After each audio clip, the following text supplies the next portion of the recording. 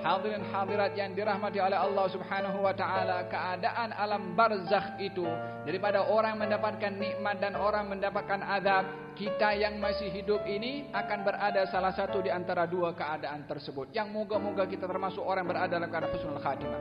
Tapi pintunya adalah husnul khatimah. Macam mana kita nak dapatkan husnul khatimah?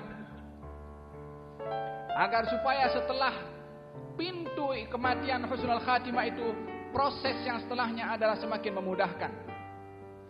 Yang pertama adalah apa yang tadi disabdakan oleh Rasulullah sallallahu alaihi wasallam dalam mukaddimah hadis yang saya bacakan, adalah kita sentiasa meminta kepada Allah husnul khatimah.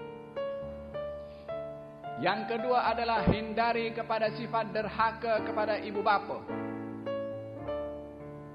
Sifat derhaka kepada ibu bapa adalah akan menjadi penghalang kepada seseorang untuk mendapatkan husnul khatimah.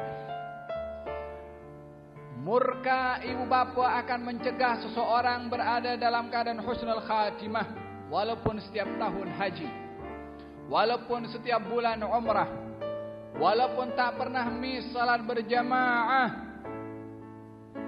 Keridaan ibu bapa adalah pintu untuk mendapatkan husnul khatimah.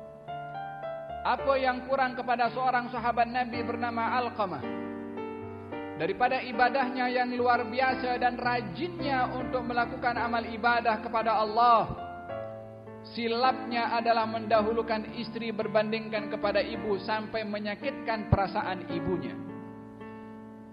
Kematian ketika menghampiri kepada Alqamah, ar-ruh susah untuk nak keluar. Dan juga susahnya keluarnya ar-ruh semakin tambahan adab pada sakaratul maut. Dan juga susahnya untuk mengucapkan la ilaha illallah yang menjadi sebab seseorang meninggal dalam keadaan husnul khatimah. Bukankah baginda Rasulullah bersabda, man kana akhiru kalamihi minad dunya la ilaha illallah dakhalal jannah. Barang siapa orang yang penghujungnya itu kalimat yang keluar adalah la ilaha illallah, maka dia masuk syurga.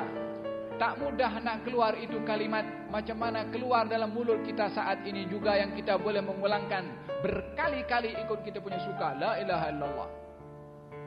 Tapi bila mana berada dalam keadaan sakaratul maut, apa yang tercermin dalam ruh ini, dalam hati ini, yang akan membolehkan atau tidak lisan ini untuk mengucap.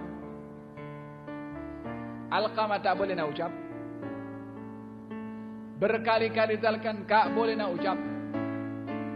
Didatangi oleh Rasulullah, ahayyun abawahu, adakah kedua orang tuanya hidup? Diberitahukan ibunya yang hidup.